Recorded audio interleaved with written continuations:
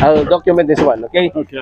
You are from what church? Well, I'm from Fullness in Christ Church in Fort Worth, Texas. And here, what church are you supporting? Faith Tabernacle. Faith Tabernacle. So, si Ma'am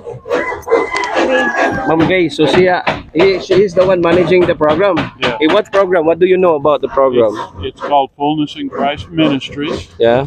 And What do you do? We help children go to school. Go to school. Go to school. When children that otherwise would not be able to go to school, we help them go to school. So you're planning to help Tatay Serapio's children we do to get to school? We do it through the pastors. To the pastors. So to Ma'am Grace. So the pastors identify the students, and we help sponsor so them. they're the one who identified the students, and we have sponsors all over the world that sponsor children. Children, okay. Ma'am, now your program. Tell us about it. You are from what church, ma'am? We are from Faith Tabernacle Pakilala. Church. Ako po si Grace. Pwede magtagalog. Sige, go. Ako si Grace Montes. Isa sa mga staff sa Faith Tabernacle Church.